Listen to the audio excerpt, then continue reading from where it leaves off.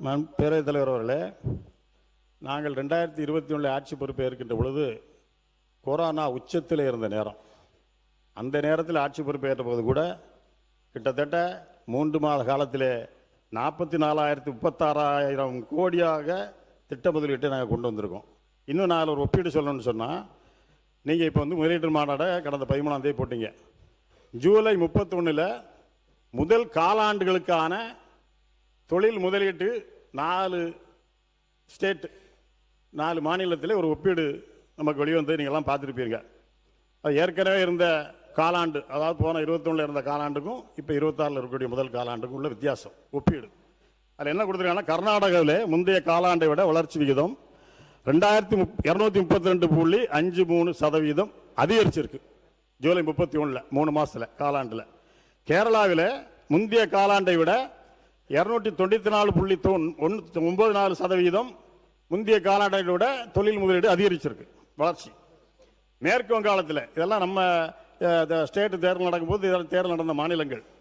மேற்கு வங்காளத்தில் முந்தைய காலாண்டை விட வளர்ச்சி விகிதம் 199.58% அதிகரித்திருக்கு.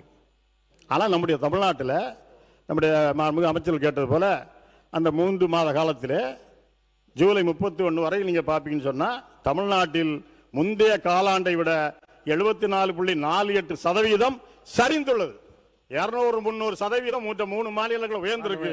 தமிழ்நாட்டிலே சரிந்திருக்கிறது, யாரும் மறக்க முடியாது. உங்களுடைய குடியிருப்புகளில் எங்களுடைய பேரவைத் தலைவர் அவர் குற்றச்சாட்டு பயங்கரமா வைக்கிறாரு. அதுக்கு ப்ராஜெக்ட்ஸ் டுடேன்னு ஒரு பத்திரிகை, அது ஒரு நீங்க காசு கொடுத்தா எதனாலும் எழுதிப்பாங்க. அது ஒரு பிரைவேட் பத்திரிகை. அந்த பத்திரிகையில எழுதப்பட்ட ஒரு தவறான செய்தியை இங்க எடுத்துட்டு படிச்சு நம்மளுடைய தமிழ்நாடு எங்கேயோ போய்கிட்டு இருக்குன்னு தப்பான ஒரு நோக்கத்தை நீங்க சொல்லக்கூடாது. அதுவும் இல்லாம வந்த ஒரே 3 மாசத்துல 1 லட்சம் கோடி அப்படின்றது இன்னைக்கு வரை எந்த அரசாங்கமும் பண்ணல, நாங்க பண்ணியிருக்கோம். 1 லட்சம் இளைஞர்களுக்கும் இதனால வேலை கிடைக்க போகுது. ஒன்னே ஒன்று சொல்லிக்கிற பேரவைத் தலைவர் அவர்களே, இங்க அரசியல் பார்க்காம தொழில்துறைன்றது ஒரு சென்சிட்டிவான டாபிக்.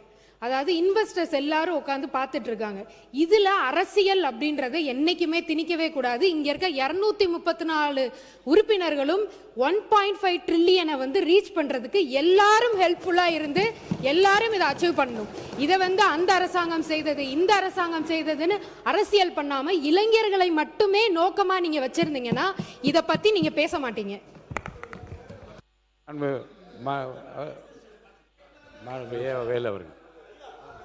மாண்புமிகு பேரவைத் தலைவர்களே, அவர் பேசணும். முன்னாள் அமைச்சர் அதை பற்றி சொல்ல அவர் சொல்லட்டுமா? நீங்களே சொல்லுங்க. மாண்புமிகு பேரவைத் தலைவர்களே, எங்களுடைய சட்டமன்ற உறுப்பினர் ஒப்பீடு சொல்லுகிறார். இல்லை அவர் என்ன சொல்றாங்கன்னா, ஒப்பீடு சொல்ற பத்திரிகை அதான் சொல்ல அதிகாரப்பூர்வமான அரசு இதழா, மத்திய அரசாங்கம் வெளியிட்டதா அல்லது அதிகாரப்பூர்வமாக எந்த அமைப்பு வெளியிட்டதுன்னு சொல்லாம நீங்க கொடுக்க தப்புன்னு சொல்றாங்க. தப்பு இல்லையே? ஏன்னா ஒரு சட்டமன்ற உறுப்பினருக்கு இருக்கிற ஒரு குறிப்பை வைத்துக்கொண்டு, அதில் நீங்கள் கொடுத்த கொள்கைகளுக்கு புத்தகத்தை வைத்துக்கொண்டு, வெளியில் வருகிற செய்தியை வைத்துக்கொண்டு தான் ஒரு ஒப்பீடு நாங்கள் பேச முடியும். இல்லை, வெளியில் வர செய்தி ஆதாரப்பூர்வமாக இருக்க வேண்டும் அவங்க கேட்குறாங்க. அதான் சொல்ல வர ஆதாரம் இல்லாமல் இல்லை சில பத்திரிகைகள் அவர்களுக்கு வேண்டியவர்களுக்காக வேண்டியபடி எழுதி கொள்வதும் உண்டு. அப்படி இருக்குதான்னு அவங்க கேட்குறாங்க. மாண்புமிகு பேரவைத் தலைவர்களே, எங்களுக்கு கிடைக்கிற குறிப்பை வைத்துக்கொண்டு தான் நாங்கள் ஒரு ஒப்பீடு சொல்ல முடியும்.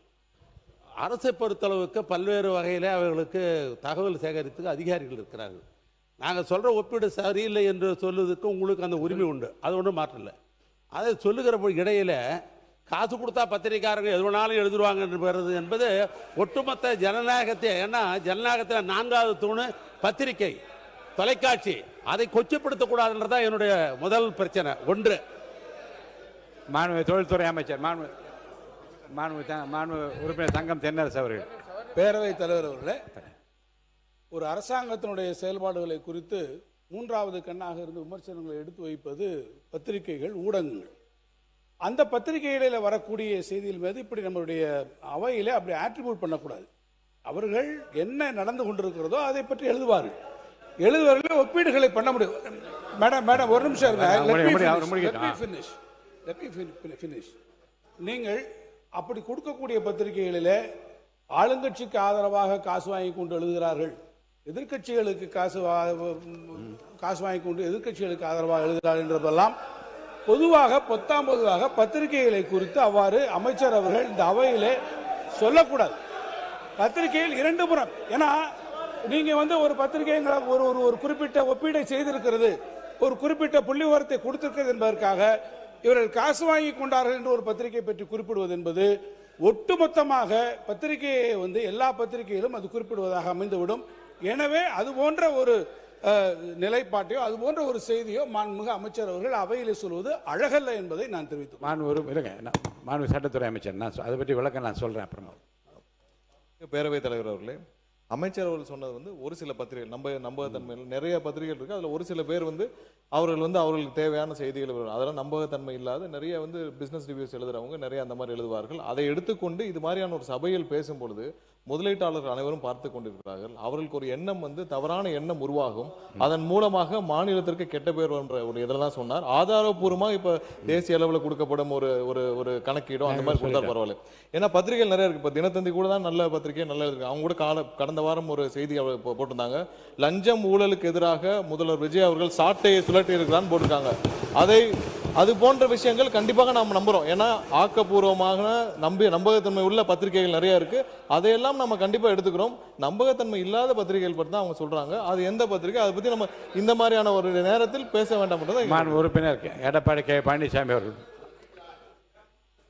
மாண்புமிகு பேரவைத்தலைவர்களே, மாண்புமிகு தொழில்துறை அமைச்சர் சொன்னாங்க, அவங்களுடைய ஆட்சியில் நீங்கள் 1 லட்சம் கொண்டாந்துருக்கிறீங்க, அதில் எந்த ஒரு தவறு இல்லை. அதே போல் அனைத்து இந்திய அண்ணா திராவிட முன்னேற்ற கழக ஆட்சி இருக்கின்ற பொழுது 2015 தான் மாண்புமிகு இதயம் புரட்சித் தலைவி அம்மா அவர்கள் தமிழகத்துடைய முதலமைச்சராக இருக்கின்ற பொழுது தான் இந்த தொழில் முதலீட்டாளர் மாநாட்டை முதல்ல நடத்தினாங்க.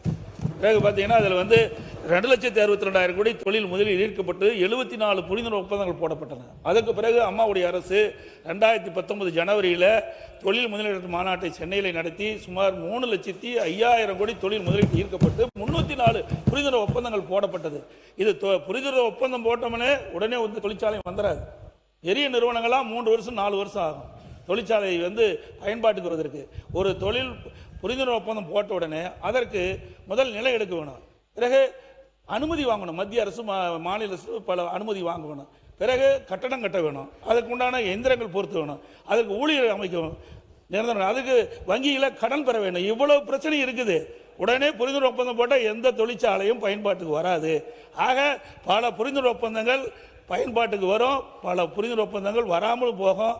ஆகவே புரிந்துணர்வு ஒப்பந்தங்கள் போட்டதெல்லாம் நடைமுறைக்கு வருது என்பது சாத்தியமில்லை. ஆனால் அனைத்து இந்திய அண்ணா திராவிட முன்னேற்ற கழக ஆட்சியில் அம்மா இருக்கும்போது சரி, அம்மா மறைக்க பிறகும் சரி, அம்மாவுடைய அரசும் தொழில் முதலீட்டு ஈர்க்கப்பட்டு தொழிற்சாலை அதிகமாக துவங்கப்பட்டு இளைஞர்களுக்கு வாய்ப்பாக கொடுக்கப்பட்டது. பொருளாதார முன்னேற்றம் ஏற்படுவதற்கு அனைத்து இந்திய அண்ணா திராவிட முன்னேற்ற கழக அரசு அடித்தளமாக அமைந்தது என்பதை அவையினுடைய கவனத்துக் கொண்டார்.